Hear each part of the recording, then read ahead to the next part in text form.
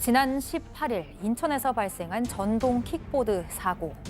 30대 여성이 옆에 있던 어린 딸을 구하다가 사고를 당했다는 안타까운 소식에 많은 분들이 함께 슬퍼했는데요. 이 사고로 머리를 심하게 다친 아이 엄마는 중태에 빠졌고 평범했던 가족의 일상이 완전히 무너졌습니다. 사고 이후에 어떤 일들이 있었는지 지금부터 자세하게 알아보겠습니다. 저희가 이 가족과 지난주에 이제 연락이 닿았었는데요.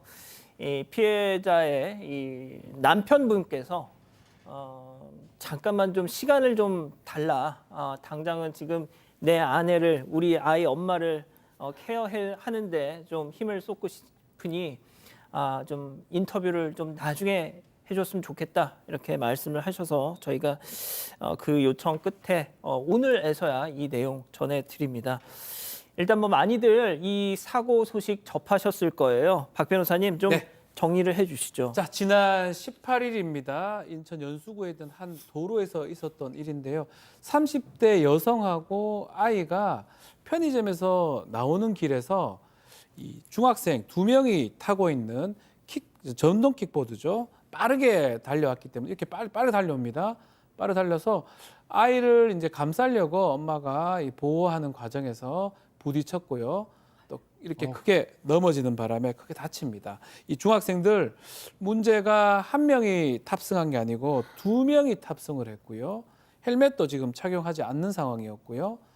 면허가 없습니다. 그리고 인도에 저렇게 주행할 수 없는데 인도 주행을 해서 빠르게 달리다가 이 여성을 부딪히게 해서 다치게 한 그런 사건입니다.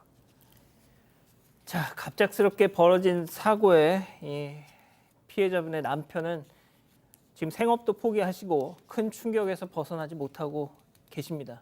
하지만 그럼에도 불구하고 힘겹게 당시 상황 말씀해 주셨는데요. 들어보시죠.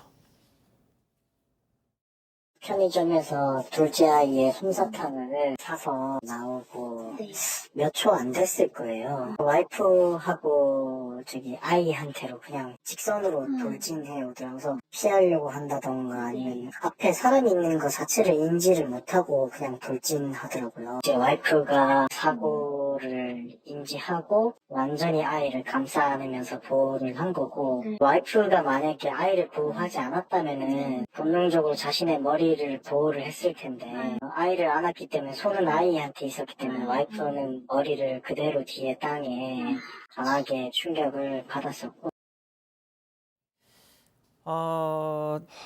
그 영상을 보셔서 아시겠지만 이 아이의 어머니가 정말 이 두 손을 온전히 아이를 감싸는 데만 이렇게 쓰시다 보니까 당신이 이렇게 넘어지면서 무슨 이렇게 팔로 버티거나 착지를 할 수 있는 상황이 아니었던 겁니다. 사실 생존 본능이 가장 강한 본능이라고 하는데 생존 본능보다 아이를 살려야겠다는 엄마로서의 본능이 더 강했던 걸로 보여요. 저기 토요일 오후에 벌어진 사건인데 보셔서 아시겠지만 사람들이 주변에 굉장히 많잖아요. 그 사이를 뚫고 정면으로 맞은편에서 이 킥보드가 돌진을 했던 겁니다.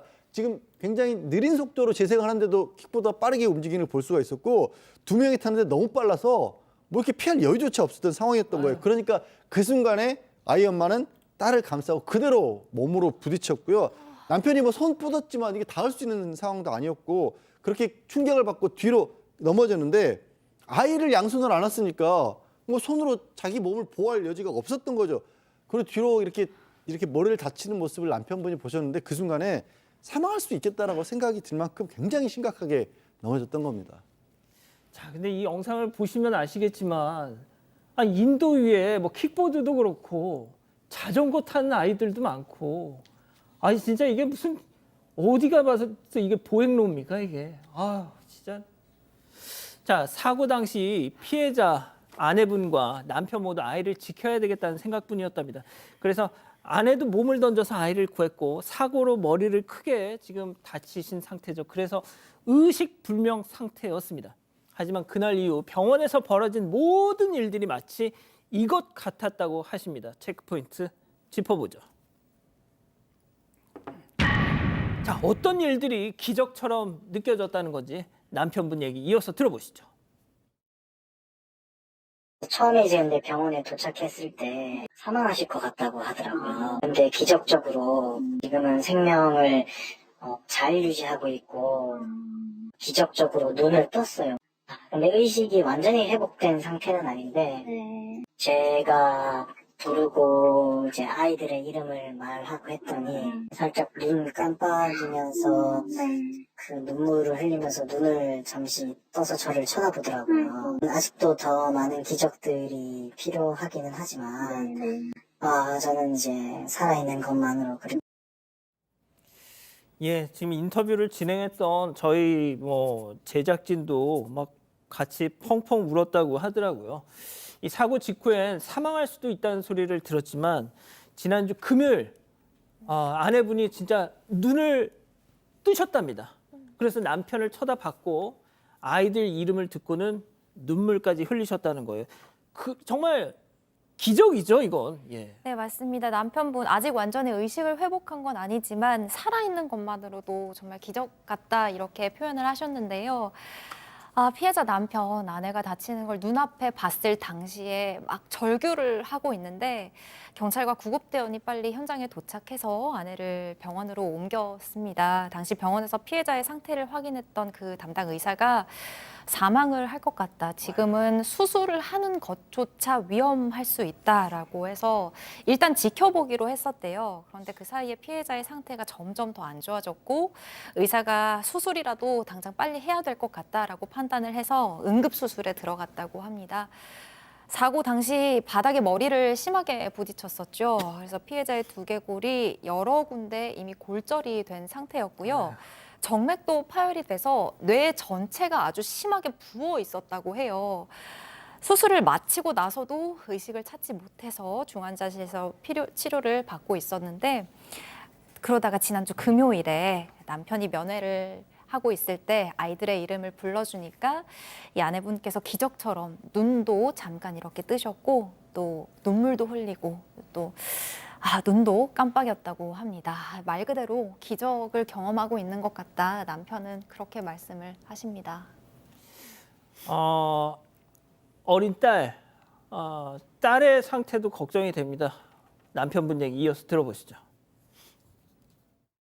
아이는 사실 와이프가 완벽하게 신체적으로 보호를 해서 아이가 신체적으로 다친 거는 전혀 없습니다. 육체적으로는 문제가 없지만 정신적 트라우마 때문에 몰라도 자다가 정말 악몽을 꾸듯이 울면서 발작이 일어나 그런 같이 안으면서 같이 울었죠. 저도 괜찮을 거라고 엄마. 첫째 딸 생일이거든요. 그래서 사실 첫째 딸은 만 3세이지만 다 알거든요. 근데 첫째 딸 생일 이전에 의식을 좀 찾아서 아이들이 얼굴 볼 수 있기를 저도 지금 현재 기대를 하고 있습니다.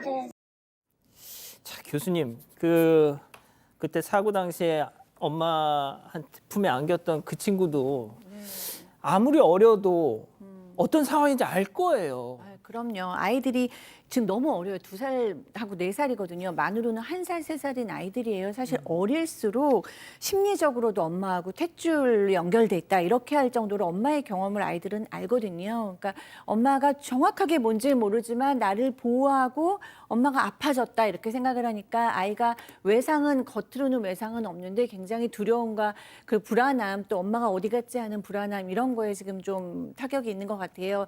그래서 자다가 막 발작을 하니까 아버지께서 그걸 보시면서 너무 속상해서 끌어안고 같이 이제 울었다고 하고 첫째는 엄마의 사고를 보지는 못했지만 엄마가 지금 사고가 난 걸 알고 있는 상황이라 하고요. 아이가 이제 곧 생일이라고 하는데 아빠가 정말 간절히 바라기는 이 첫째 아이의 생일 전에 엄마가 좀 기적적으로 눈을 떠서 같이 좀 행복한 시간을 보냈으면 좋겠다라고 하십니다. 아빠라도 옆에 있다라는 안정감을 주고 싶어서 아무리 바빠도 등하원은 아빠가 꼭 같이 시켜주고 계시대요. 정말 훌륭한 아빠신데요. 다행히 또 회사 분들이 이해를 해주셔가지고 병원, 집, 그렇게 회사 이렇게 열심히 다니시면서 고군분투 중이라고 하십니다.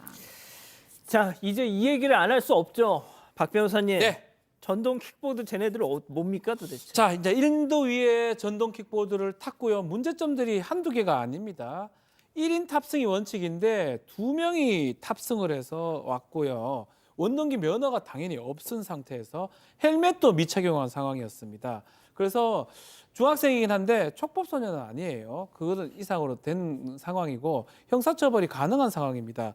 교통사고 처리 특례법상의 치상죄, 도로교통법상의 무면허 운전죄가 성립해서 운전자들 조사를 마친 상황이라고 하고 또 지금 피해자 조사를 해야 되니까 남편이 지금 대신 조사를 받았다고 합니다. 사고 당일에 이 동승자 부모 연락도 왔다라고 하는데 죄송하다는 내용이 있는 것 같은데 아직까지 그 문자 볼 준비가 되지 않아서 이걸 정확하게 읽질 않아서 내용을 정확하게 확인을 못했다라고 한 상황입니다. 양 변호사님이 좀 정리해 주십시오. 일단 문제가 왜 이런 일이 벌어졌을까? 이 원동기 이 관련 뭐 전기 자전거 저런 킥보드 같은 거 법은 있어요. 뭐냐면 원동기 2종 원동기 장치 자전거 면허가 있어야 됩니다. 쉽게 말해서 소형 오토바이 면허가 있어야 되는데 소형 오토바이 면허는 16살이 돼야 딸 수가 있어요. 중학생은 원천적으로 딸 수가 없는데 문제는 이런 거예요. 면허 없으면 운전하면 안 됩니다 하는데 실제로 킥보드를 운전하는데 그 면허가 있어야 되는지 확인하는 게 없습니다. 그러니까 안내만 해줘요. 면허가 있어야 탈 수 있습니다라고 그냥 내주는 겁니다. 그러니까 중학생 아이들 입장에서는 그냥 이렇게 쉽게 타는 거예요. 그리고 이렇게 하다 보니까 사고가 굉장히 늘어나고 있는 게 저런 킥보드나 전기자전거 이런 거 빌려주는 것 덕분에 2020년에 사고가 한 890건 가량인데 지난해 2200건이에요. 그중에서도 39.5%가 청소년, 900건 가까이가 청소년에 의해서 일어나고 있는 겁니다. 크고 작은 사고가. 근데 지금 그럼 면허 없이 그럼 운전하면 문제 안 되냐? 뭐 지금 화면에 나오고 있지만 무면허 운전해도 범칙금 뭐 10만 원이고 헬멧 안 쓰면 2만 원이고 저렇게 쭉 정리는 돼 있는데 그럼 저걸 어떻게 길거리에서 단속 요원들이 일일이 돌아다니면서 잡을 수가 있을까요? 그리고 단속 요원이 저렇게 빨리 움직이는데 단속을 할 수가 없잖아요. 단속하려고 무리하게 잡다가 다치면 그것도 소송 들어갑니다. 그래서 지금 왜 도대체 이렇게 허술하게 이 규제가 있는지 저 빨리 저는 손질하지 않으면요 계속 늘어나고 있어요. 지금 이 사고가. 예.